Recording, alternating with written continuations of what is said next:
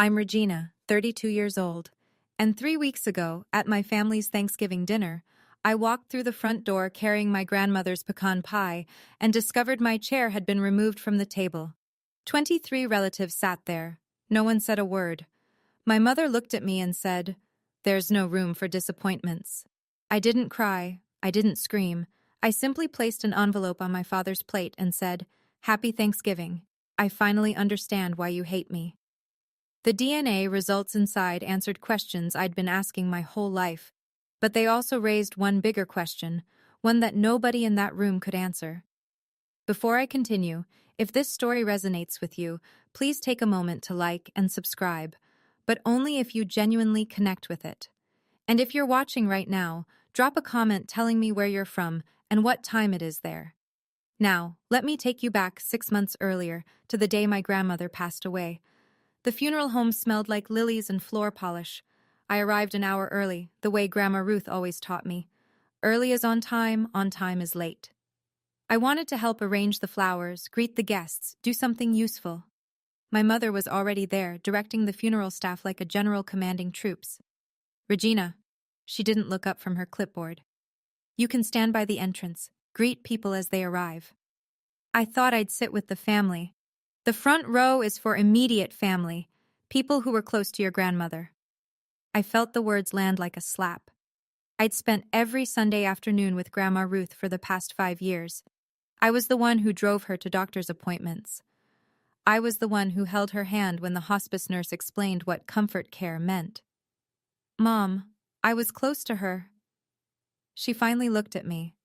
That familiar expression, not anger, not disappointment, just nothing, like looking at a stranger on a bus. "Clarissa is flying in from Boston. She needs the space. You understand." I understood. I always understood. The service was beautiful. My sister Clarissa cried elegantly in the front row, dabbing her eyes with a monogrammed handkerchief while our mother held her. I stood in the back, near the guest book, watching my family grieve together without me. Afterward, people filed past to offer condolences. I shook hands, accepted hugs from distant relatives who couldn't quite remember my name. Then the lawyer approached me. Gray suit, kind eyes, firm handshake. "Miss Seaton, I'm David Morris, your grandmother's attorney. She left something specifically for you." He paused. "But I'll need time to verify some details first. I'll be in touch." I watched him walk away, questions multiplying in my mind. What had Grandma Ruth left me? And why did it need verification? To understand that moment, you need to know what the previous 10 years looked like. I was 22, junior year at State, double majoring in English and business. Dean's List. Plans to go to law school, a future. Then my mother got diagnosed with stage 1 breast cancer. The family meeting was brief. Dad sat at the head of the table, Mom beside him, looking fragile for the first time in my life. Clarissa was 20, pre-med, already accepted into an accelerated program. "Someone needs to stay home and help your mother through treatment," Dad said. "Clarissa can't interrupt her studies. Medical school doesn't wait." Everyone looked at me. "I'll do it," I said. "Because that's what I did." I said yes. 2 years of chemotherapy appointments, radiation schedules, cooking meals Mom couldn't taste, cleaning bathrooms after she got sick, holding her hair back, until there was no hair left to hold. She recovered. Fully. The doctors called it a success story. When I asked about going back to finish my degree, Dad shook his head. "You're 24 now. What's the point? Get a job, help with bills."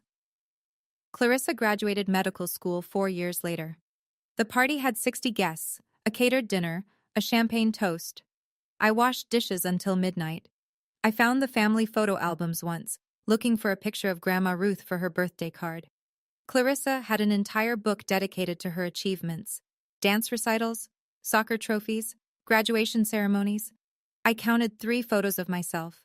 Baby picture, kindergarten, one blurry shot at Christmas where I was half cut off by the frame.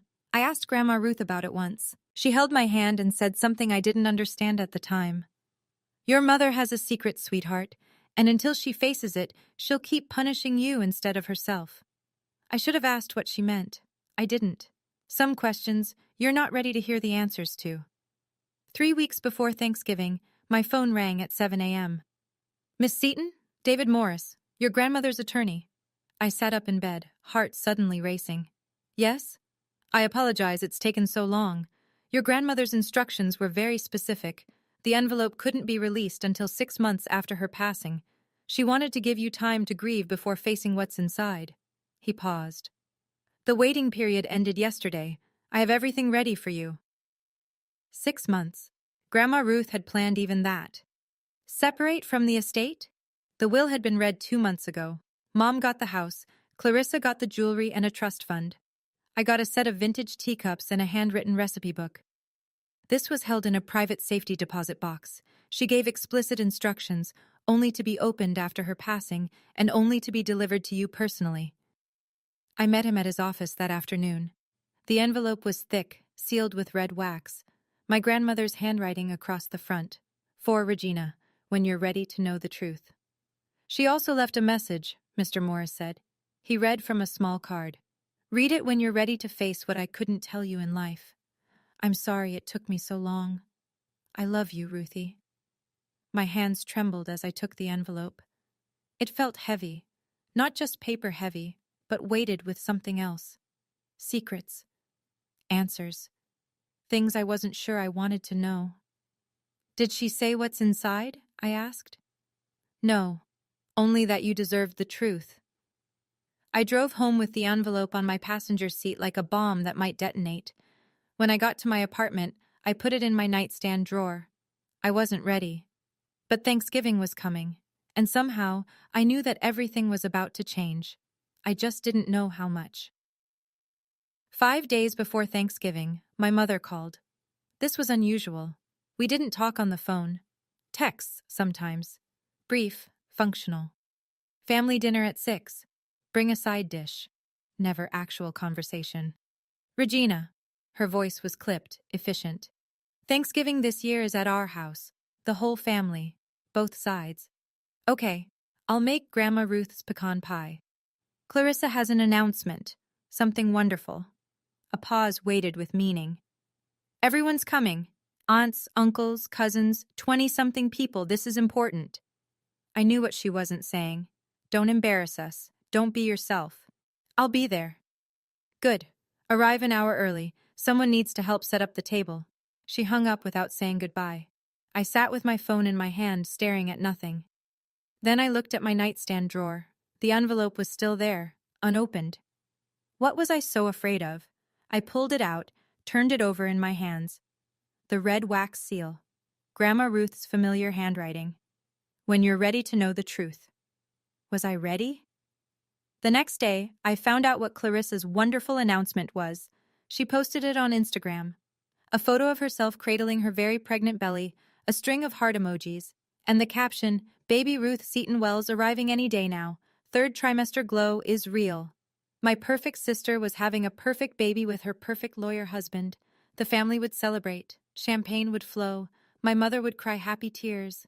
And I would be there, invisible, passing the mashed potatoes. Something shifted in me then. A crack in the wall I'd built to survive. Maybe it was time to stop being invisible. That night, I opened the envelope. My hands shook as I broke the wax seal. Inside, a handwritten letter, 3 pages long.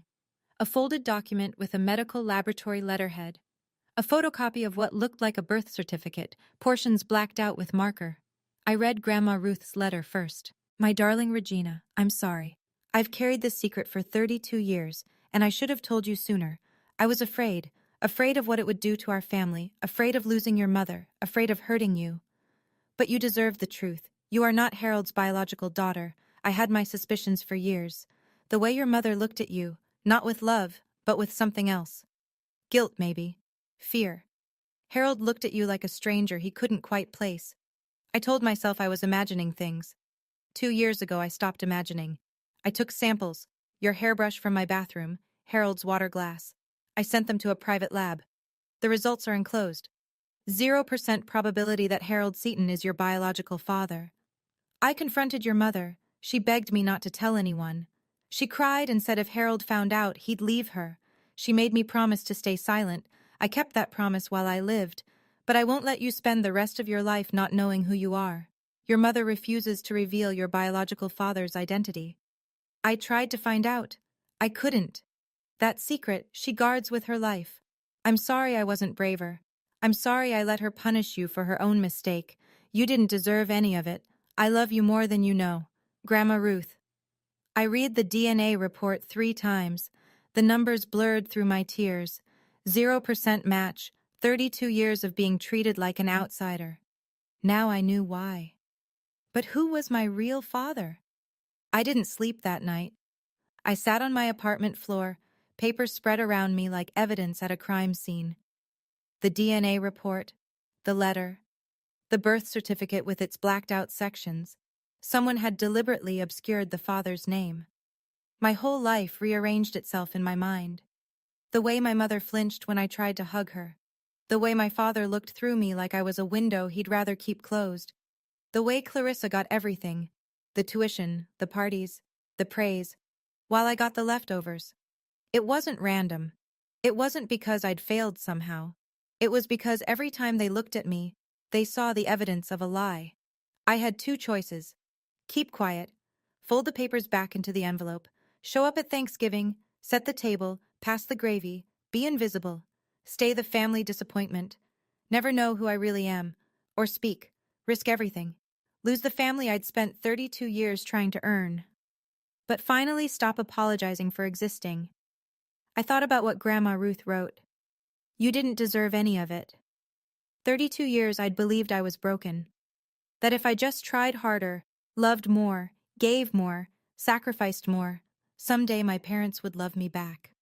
The DNA report said what I'd always felt but couldn't prove. I was never going to win. The game was rigged from the start. I photocopied the documents, put the originals in my safe, slid the copies into a fresh envelope. I wasn't going to Thanksgiving for revenge. I was going for answers. And if they pushed me, if they proved one more time that I had no place at their table, then I would give them the truth they'd been hiding from for 32 years. The truth doesn't need permission, it just needs someone brave enough to speak it. Thanksgiving morning, cold and bright, the kind of November day that looks pretty but bites. I parked behind my sister's white Mercedes in our parents' driveway. The house looked like a magazine cover, wreaths on the door, pumpkins on the porch, a gather-together banner in the window. The envelope sat in my coat pocket. I'd promised myself I wouldn't use it unless they forced my hand. Be calm, be patient. Give them one more chance. Mom opened the door before I could knock. You're late. I'm 10 minutes early. I said an hour early. Clarissa's already inside. We're behind schedule. She turned and walked away, leaving me to close the door myself. The house smelled like roasting turkey and cinnamon candles. 24 place settings circled the extended dining table, white china, crystal glasses, handwritten name cards at each seat. I looked for mine. I walked around the table twice. Mom, where's my seat? She was arranging flowers in the centerpiece, not looking at me. We ran out of room. You'll eat in the kitchen after. After? After the main meal, when the family's done. I felt my heart rate spike. Stay calm. There are 24 seats. I count 23 names. My sister appeared in the doorway, one hand resting on her very pregnant belly. 8 months along, and she still moved like she owned every room. The last seat is for baby Seton Wells. We made a little card for the announcement. She smiled. Cute, right? I looked at the place card. Tiny letters. Baby Seton Wells, coming soon. My seat, my place at the family table, had been given to an unborn child. You replaced me with someone who doesn't exist yet. Clarissa's smile flickered. Don't be dramatic, it's just symbolic. The envelope felt heavier in my pocket. One more chance, I told myself. Give them one more chance. I followed my mother into the kitchen, alone. The door swung shut behind us. Mom, I need to talk to you. She was basting the turkey, back turned. Not now, Regina. 32 years I've done everything you asked. I dropped out of school to take care of you, and you can't give me a chair? You dropped out because you couldn't hack it. Don't rewrite history. You asked me to stay. Dad said Clarissa couldn't be interrupted. Clarissa had a future. She finally turned. Her eyes were flat, cold. You had a job. Helping this family, that's what you were good for. The words hit like ice water. Good for? You want the truth? Fine. You've always been different, difficult. I tried, Regina. God knows I tried to love you the way I love your sister. But there's something missing in you, something broken. I felt the envelope against my chest, the truth burning a hole in my coat. Something missing in me, I repeated. Or something you're not telling me? Her face changed. Just for a second, a flash of fear before the mask came back. I don't know what you're talking about. I think you do. The kitchen door swung open. My father stood there, whiskey glass in hand. Everything all right? Mom's voice went syrup sweet. Fine, honey. Regina was just leaving to help greet guests. I looked at my father, the man who'd never hugged me, never said he was proud of me, never looked at me the way he looked at Clarissa. Sure, I said. I'll go stand by the door, like the help. I walked past him, stopped, turned back. Happy Thanksgiving, Dad. He didn't respond. He never did. I found my father in his study 20 minutes later. He sat in his leather chair by the window, staring at the backyard where I used to play alone while Clarissa had friends over. His whiskey was untouched. Dad, he didn't turn. What is it, Regina? I don't have a seat at the table. Your mother handles the arrangements. And you're okay with that? Your own daughter eating in the kitchen like a servant? Silence. He swirled his drink. Ice clinked against glass. You're not... He stopped himself. I'm not what? He finally looked at me. And in his eyes, I saw something I'd never noticed before. Not hatred, not disappointment, just emptiness. Like looking at a wall where a picture used to hang. You're your mother's daughter, he said. She decides. I'm your daughter too. The silence stretched so long I could hear the clock ticking on his desk. You're your mother's daughter, he repeated. The emphasis was different this time. A weight I was only beginning to understand. Dad, if there's something I should know... Drop it, Regina. He turned back to the window. Today is about Clarissa. About the baby. Don't cause problems. I've never caused problems. That's the one thing I've never done. Then don't start now. I left his study with a new certainty crystallizing in my gut. My father knew something. Maybe not everything, but something. And he'd chosen silence over truth. Comfort over honesty. He'd watched me be treated like an outsider for 32 years, and he'd never said a word. That wasn't neutrality. That was complicity. The guests would arrive soon. I could hear car doors closing in the driveway, voices calling holiday greetings. One more chance, I'd told myself. They were running out of chances. Aunt Margaret arrived at 2:15. I saw her through the living room window, my mother's younger sister, the one who sent me birthday cards with handwritten notes when everyone else forgot. She was 64, but moved like someone younger, silver hair cut short, kind eyes that always seemed to see more than she said. I opened the door before she could ring the bell. Regina. She pulled me into a hug, not the brief, performative kind my mother gave, a real one. How are you holding up? I'm fine. Sweetheart, I asked how you're holding up, not for the polite answer. Something in my chest cracked open. They didn't give me a seat at the table. Her jaw tightened. Of course they didn't. She looked past me into the house, toward where my mother was holding court in the living room. Diane hasn't changed. She never will. I lowered my voice. Aunt Margaret, before Grandma Ruth died, did she ever talk to you about me? About anything unusual? She went still, very still. Why do you ask? The lawyer gave me something, from Grandma. She said I deserved to know the truth. Aunt Margaret's eyes closed briefly. When she opened them, they were wet. She sent you the results, didn't she? My heart stopped. You know? I drove her to the lab. Her voice was barely a whisper now. 2 years before she died. She made me promise not to tell anyone until she was ready. Then she got sick so fast and... Aunt Margaret, who is my real father? I don't know.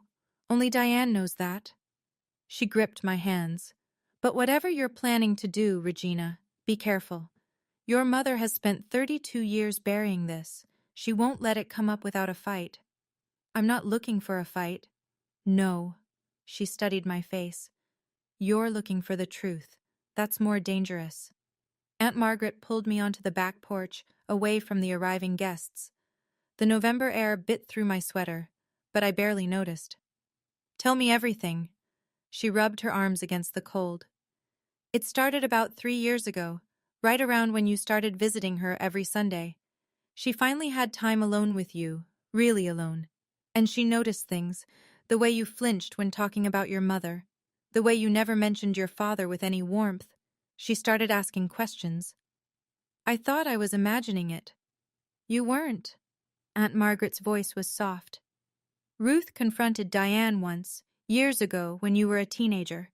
Diane denied everything, screamed at her own mother, said Ruth was trying to destroy her marriage. They didn't speak for 6 months. But Grandma didn't give up. No, she waited, she watched, and 2 years before she died, she decided she needed proof. Aunt Margaret looked at me. She asked me to help. I didn't want to. It felt like betrayal, going behind my own sister's back. But Ruth said something I couldn't argue with. What? That child has spent her whole life being punished for a sin she didn't commit. If I don't find out the truth, she never will. My throat tightened. Even after death, Grandma Ruth was still fighting for me. We got the samples about 18 months before she passed, Aunt Margaret continued. Hair from your brush when you visited, water glass Harold used at a family dinner. Ruth sent them to a private lab. When the results came back, she wanted to tell you immediately. But then she got her diagnosis, and she was afraid of leaving you alone with that knowledge while she was dying. So she set up the delay with the lawyer. 0%, she nodded. Ruth confronted Diane one last time. Diane fell apart, begged on her knees, said if Harold found out he'd leave her, said it would destroy Clarissa. She made Ruth promise to take the secret to her grave. But Grandma couldn't do it. She couldn't let you spend your whole life in the dark. Aunt Margaret squeezed my hand. She loved you so much, Regina, more than you know. By 3 o'clock, the house was full.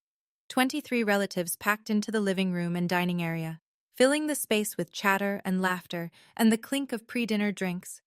Cousins I saw once a year. Aunts who air-kissed my cheek without making eye contact. Uncles who called me Rachel or Rebecca before being corrected. I stood by the kitchen doorway, watching my family celebrate without me. My father tapped his wineglass with a fork.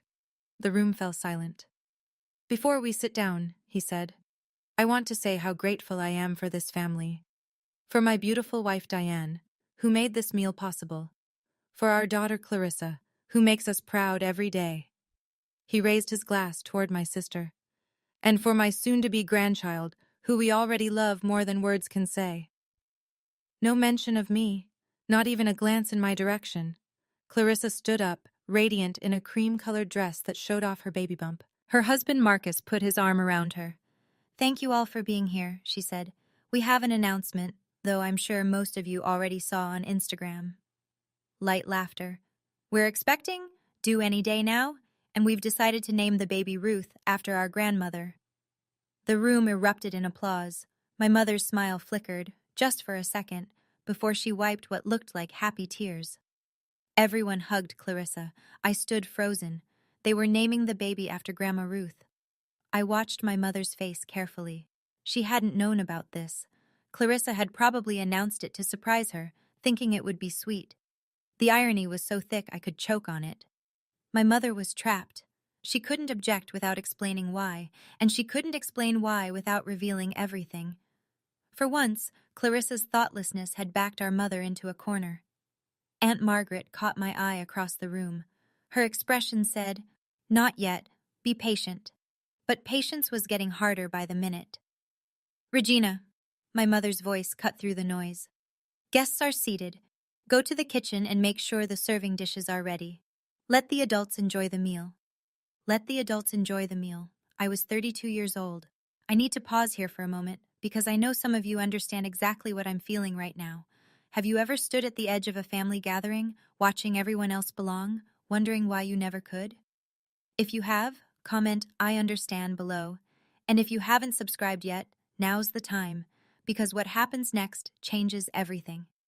Let me tell you about the toast. The toast started innocently enough. Clarissa stood at the head of the table, sparkling cider in hand, no alcohol this close to her due date. Pregnancy glow in full effect.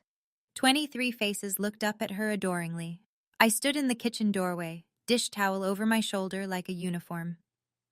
I want to thank everyone for being here, she began.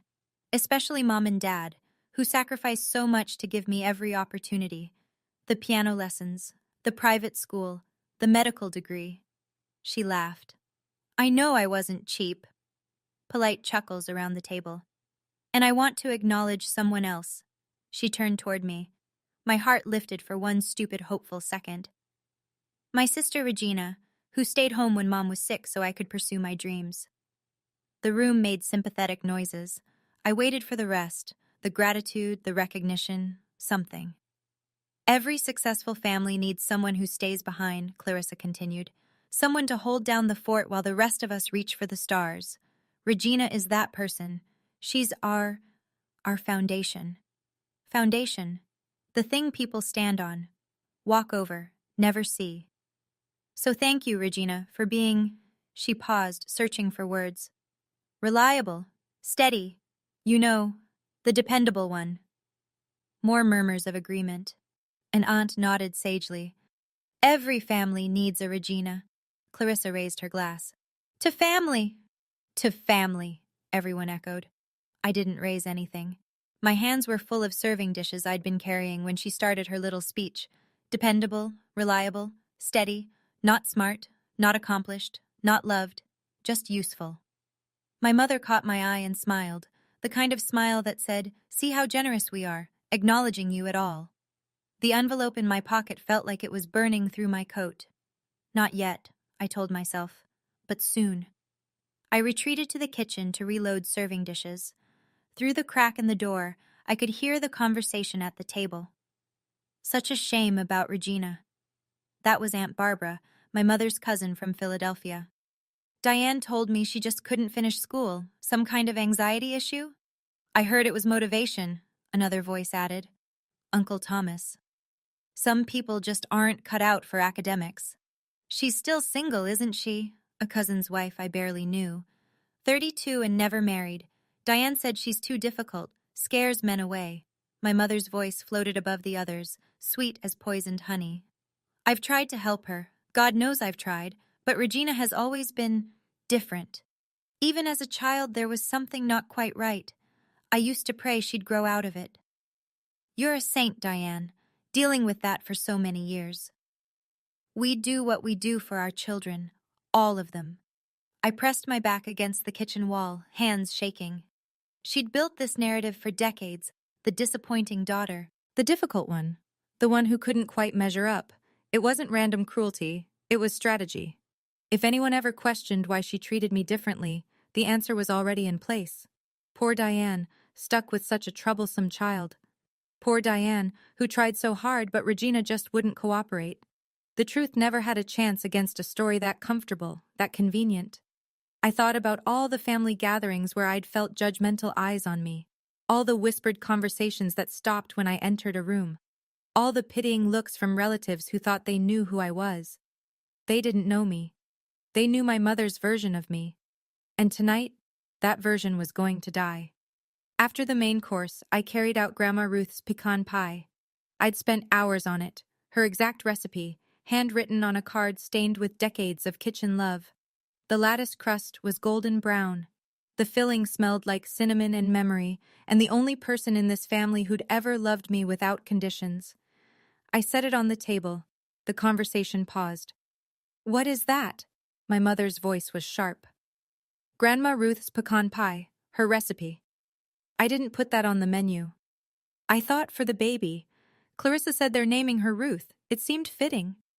The silence stretched like a held breath. Clarissa exchanged a look with my mother. That's sweet, Clarissa said carefully.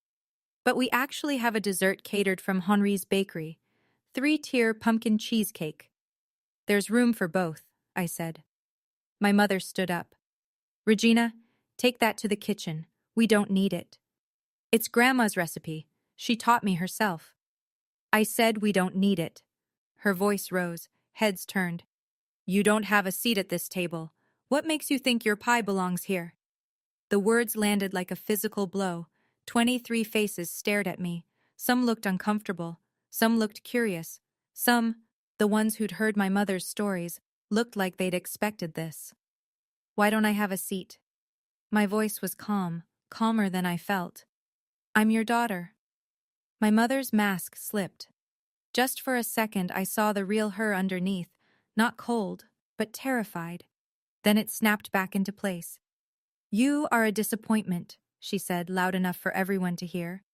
You've always been a disappointment, and there is no room at this table for disappointments. The room went silent. Nobody defended me. Nobody said a word. I stood there for a long moment. The pie in my hands. 23 pairs of eyes on my face. Something inside me, the thing that had kept me quiet for 32 years, that had made me believe if I just tried harder, loved more, gave more, they would finally accept me. That thing cracked open and fell away. I set the pie down gently on the table. 32 years, I said. My voice didn't shake. I have spent 32 years trying to understand why you hate me. Why I could never be good enough. Why Dad looked at me like a stranger. Why you gave Clarissa everything and gave me scraps. Regina! My father's voice, warning. I dropped out of school because you asked me to. I took care of you through cancer because you needed me. I showed up to every holiday, every dinner, every event where you treated me like the help. And I never once asked why. I reached into my coat pocket. Grandma Ruth asked. She wanted to know why her granddaughter was being punished for something she didn't do. My mother's face went white. She found out. I pulled out the envelope. And she made sure I would too. What is that? Clarissa's voice was high, nervous. I walked to my father's place at the head of the table. He looked up at me, that same empty expression I'd seen my whole life, but now with something new underneath. Fear. I placed the envelope on his plate. Happy Thanksgiving, Dad. I kept my voice steady. I finally understand why you hate me, because I'm not your daughter.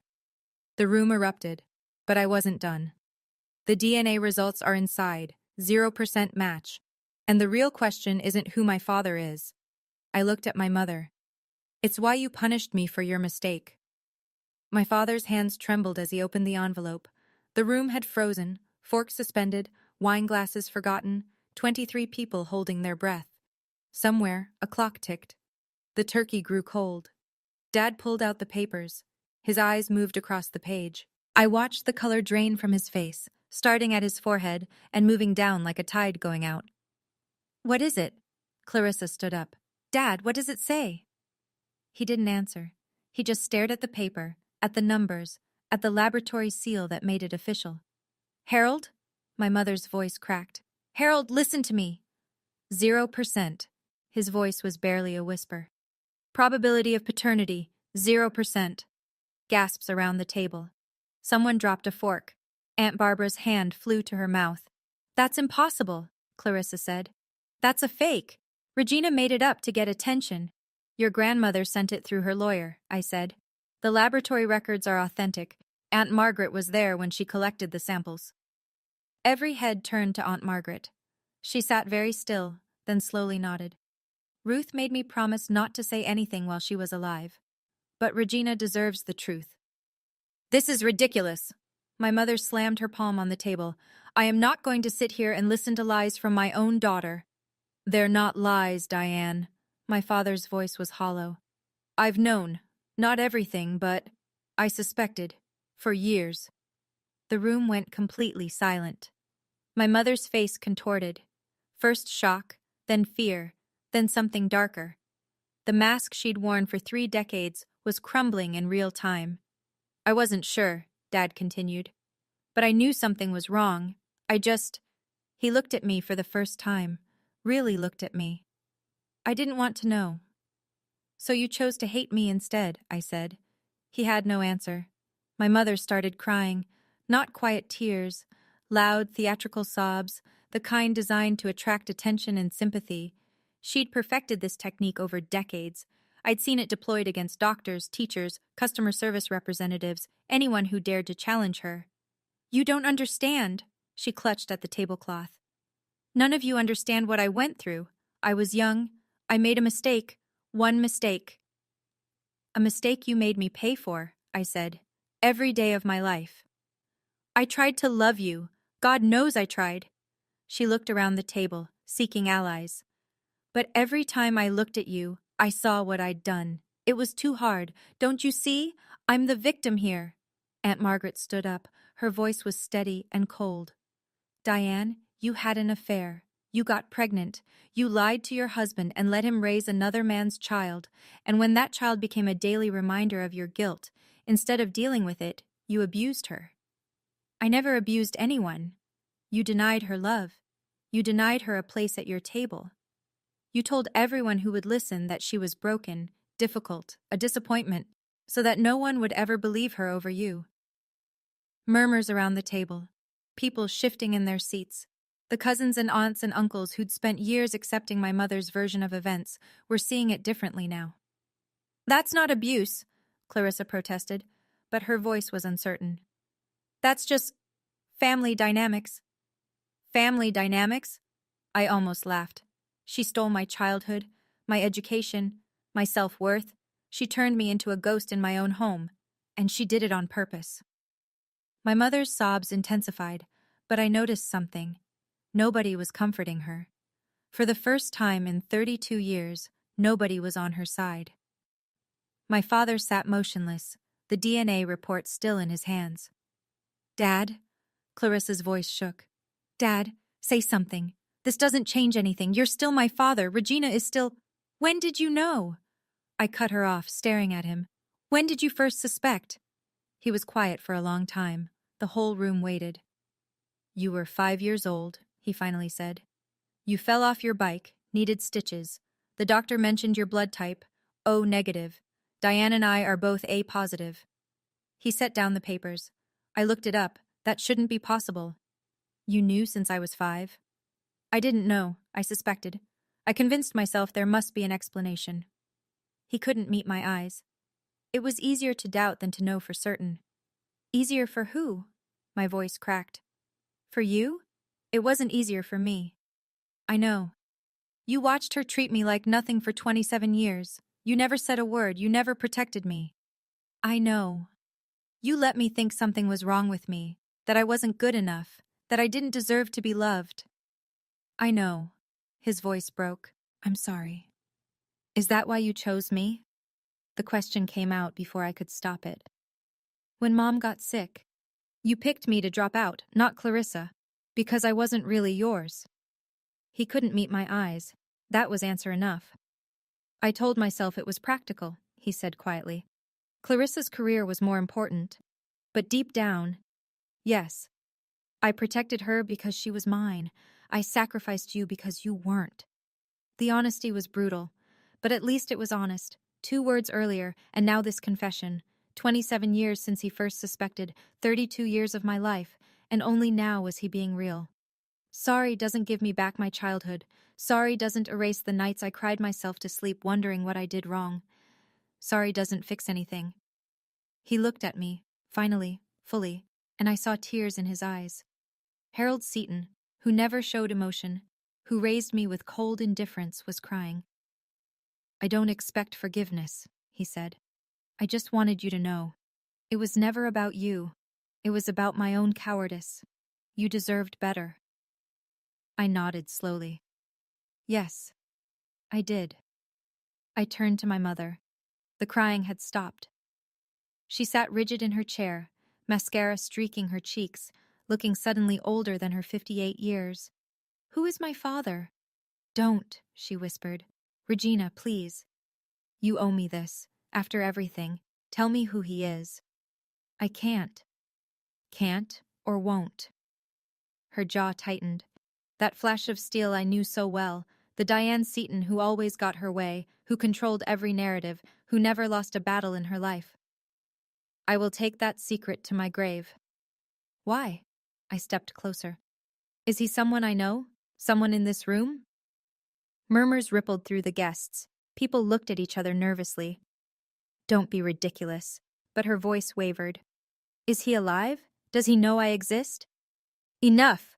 She slammed her hands on the table. I made a mistake 33 years ago. I have paid for it every single day since. I will not drag another person into this disaster. Another person? I caught the word. You mean him. You're protecting him. I'm protecting everyone.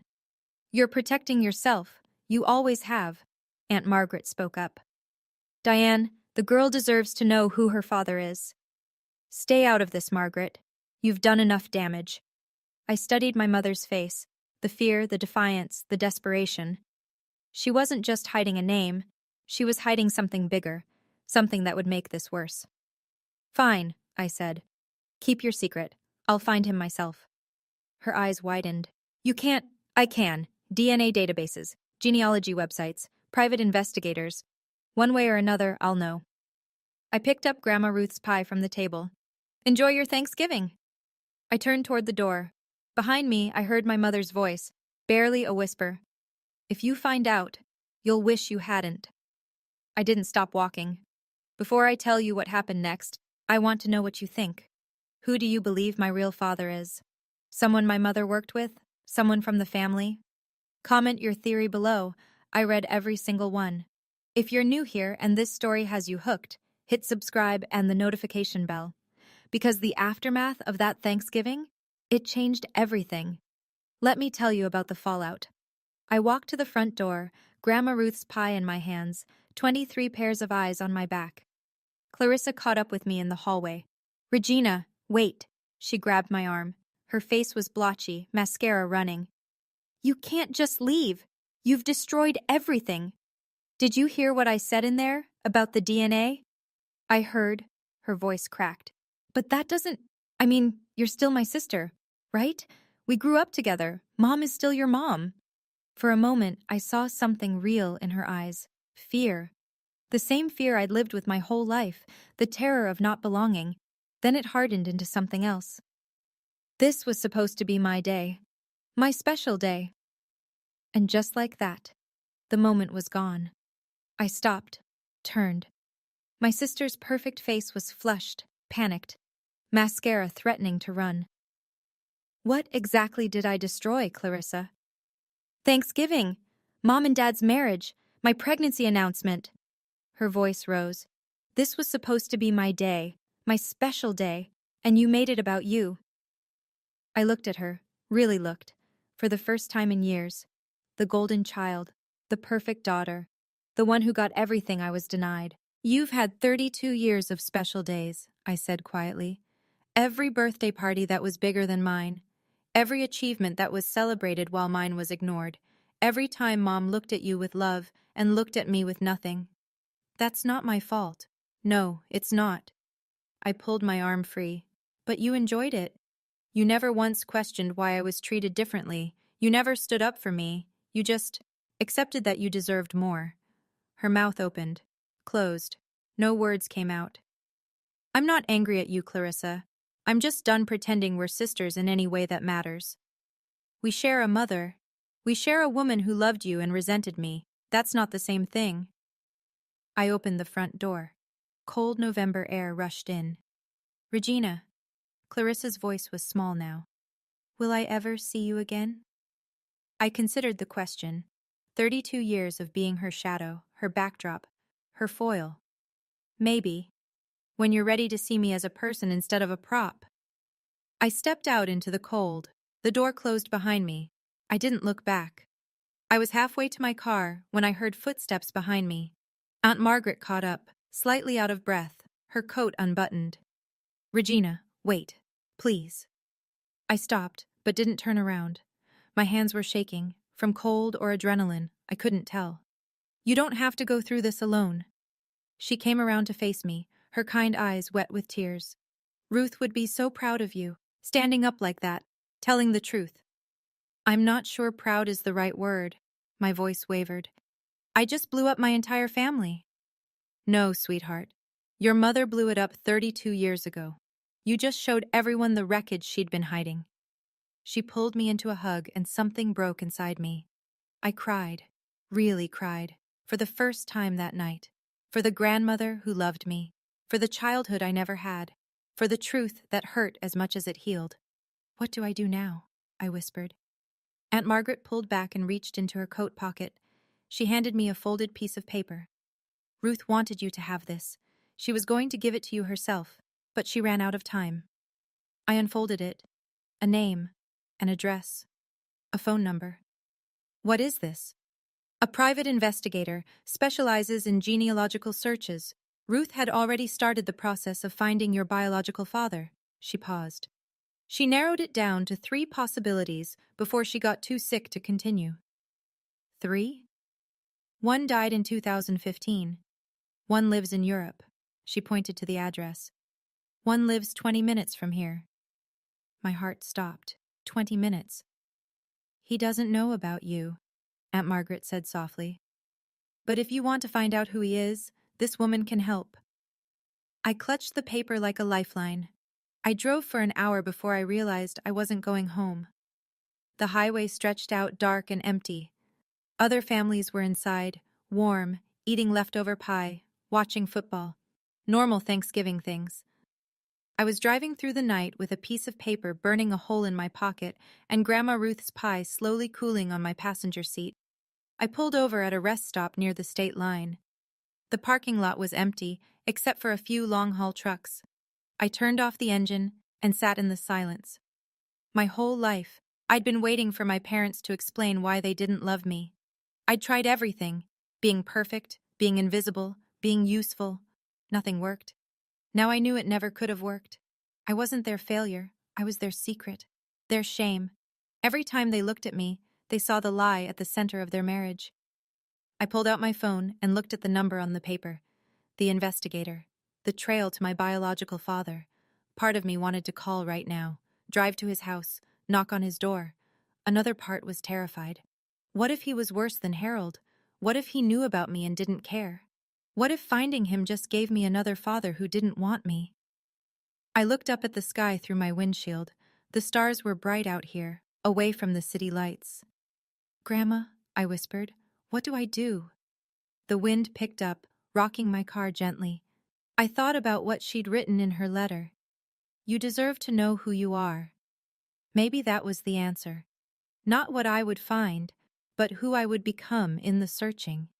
I turned the car back on. I still didn't know where I was going, but for the first time, I was the one driving. 1 week after Thanksgiving, my phone buzzed with a text from Aunt Margaret. Your father filed for divorce this morning. Thought you should know. I stared at the message for a long time. 35 years of marriage, ended with a courthouse filing. Over the next few days, the updates trickled in. Harold had moved into a hotel downtown. He'd hired a lawyer, a good one, apparently. Diane was claiming the DNA test was inadmissible, that I'd fabricated it for attention, that she was the victim of a coordinated attack. Nobody was buying it. The family is splitting, Aunt Margaret told me over coffee that Saturday. Barbara called to apologize for all the things she said about you over the years. Said she feels sick about it. Thomas wants to have lunch with you, says he judged you unfairly. Now they believe me. Now they can't pretend they don't. She stirred her coffee. Your mother called me 17 times yesterday. She's losing the narrative, and she doesn't know how to function without it. My phone buzzed again. Clarissa, the 7th call this week. I let it go to voicemail, then read the transcript. Regina, please call me back. I'm 8 weeks pregnant and my parents are getting divorced and you won't talk to me. This stress isn't good for the baby. Whatever I did, I'm sorry, okay? Just, please. I deleted it. That's cold, Aunt Margaret observed. She's not sorry for what she did. She's sorry she's uncomfortable. I put my phone away. There's a difference. There is. Aunt Margaret nodded slowly. What about Harold? He called the bookshop looking for you. I know. Are you going to talk to him? I thought about it. The man who knew or suspected and chose silence. The man who let me suffer to protect his own comfort. Eventually, when I'm ready. If I was ever ready. 2 weeks after Thanksgiving, Harold found me. I was shelving books in the biography section when I heard the bell above the door. Something made me look up. He stood in the entrance, smaller than I remembered. Older. His coat hung loose on his shoulders like he'd lost weight. Regina. His voice was hoarse. Can we talk? I led him to the coffee corner at the back of the shop. We sat across from each other at a small table, Two people who'd lived in the same house for 18 years and never really known each other. "I'm not going to make excuses," he started. "What I did, what I didn't do, was wrong." "When you suspected," I said, "when you first doubted I was yours, what stopped you from finding out for sure?" He stared at his hands. "Fear. If I knew for certain, I'd have to do something about it. Leave Diane, tear the family apart, face what it meant about my marriage." "So you punished me instead?" "I told myself I wasn't. I told myself I was just keeping my distance, being fair." He laughed bitterly. "Fair. I convinced myself that treating you like a stranger was fair. It wasn't." "I know." He looked up at me, eyes red-rimmed. "You were a child, Regina. You didn't ask to be born into this mess, and I made you carry the weight of my own cowardice." I felt something shift inside me. Not forgiveness, not yet, maybe not ever, but something like acknowledgement. "There's something you should know," he said, reaching into his jacket. "After Thanksgiving, I couldn't sleep. I went through old boxes in the garage, things from when Diane and I first got married. I found her work albums from the accounting firm." He slid a photograph across the table. A company picnic, summer 1992. My mother in a sundress, laughing at something off camera, and next to her, his hand almost touching her shoulder, a young man with dark hair and kind eyes. "James Martin," Harold said. "He was an accountant there. I remember being jealous of how often she mentioned him.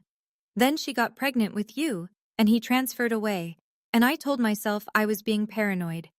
I picked up the photo, and the world tilted sideways. The photograph showed a young man in a business suit, dark hair, kind eyes, a smile that looked vaguely familiar. "James Martin," Harold said. "He was an accountant at the firm where your mother worked as a secretary. They were close for about a year before she got pregnant with you." I couldn't stop staring at the photo. Something about the eyes, the set of the jaw. "Does he know about me?" "I don't think so. He transferred to another company before Diane started showing. According to what I found, they never spoke again." I turned the photo over. Nothing on the back. "Why are you giving me this?" Harold was quiet for a long moment. "Because Ruth was right. You deserve to know who you are. And because—" He took a breath. "Because it's the only thing I can give you that might matter." I thought about the investigator's information in my apartment. The three possibilities. One dead, one in Europe, one 20 minutes away. "Where does he live?" "Maple Street. About 15 minutes from here." Harold's voice was steady. "He's 62, retired last year. Never married, no other children." He paused.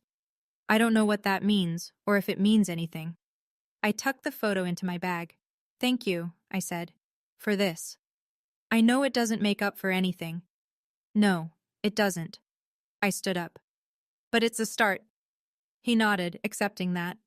I walked him to the door. Before he left, he turned back. "Regina, whatever you find out, whoever he is, I hope he's better than me." That's a low bar. "I know." He almost smiled. "Happy hunting." I watched him walk away into the winter afternoon, smaller than I'd ever seen him. Then I pulled out the photo and looked at it again. James Martin. Was he my father? There was only one way to find out. 1 month after Thanksgiving. My 33rd birthday came and went last week. Aunt Margaret baked a cake shaped like a stack of books, and for the first time in memory, I actually celebrated. I'm sitting in my new apartment, a studio above a bakery on Oak Street, 3 blocks from Aunt Margaret's house. The walls are bare except for one photograph, me and Grandma Ruth at my 8th birthday party. The only picture from my childhood where I'm genuinely smiling. Things are different now. I enrolled in community college, evening classes, twice a week. Business administration. The degree I never got to finish. My professor is younger than me. I don't care. The bookshop gave me more hours. The owner, Mrs. Patterson, told me she'd always wanted to make me assistant manager but thought I wasn't interested. "You seemed so beaten down," she said. "Like you didn't believe you deserved more." She was right. I didn't. I'm learning to. Clarissa had her baby last week. A girl. They named her Ruth, like they said they would. My mother called to tell me. First time we'd spoken since Thanksgiving. Your niece was born, she said, voice carefully neutral. I thought you'd want to know. Congratulations, I said. I hope she's healthy. She is, 7 pounds 4 ounces. Clarissa wants you to come visit. I'll think about it. Regina. I'll think about it, Mom. I hung up. I didn't feel guilty. That's new for me. The investigator's number is saved in my phone. I've called 3 times now. She confirmed what Harold told me. James Martin, 62, lives on Maple Street. Retired architect. No family of his own.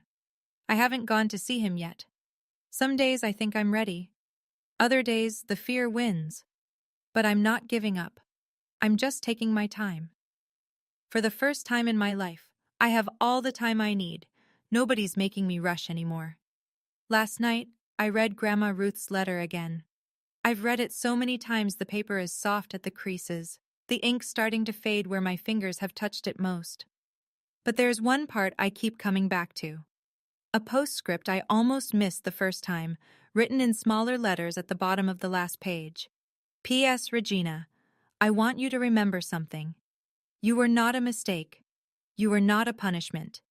You were not something to be ashamed of. You were a miracle I got to love for 30 years. The bravest, kindest, most resilient person I've ever known. Not in spite of what you went through, but because of how you survived it. Your mother's choices are not your story. Her shame is not your burden to carry. You are allowed to be happy. You are allowed to be loved. You are allowed to take up space in a room without apologizing for existing. Whoever your father is, wherever he is, he doesn't define you either. You are already whole. You always have been. I'm sorry I couldn't be there to see you rise, but I know you will. You were born to. Find your truth, but don't let it consume you. Live, sweetheart. That's the only revenge that matters. All my love, forever, Grandma Ruth. I held the letter to my chest and cried. Not the broken, hopeless tears I'd cried so many times before.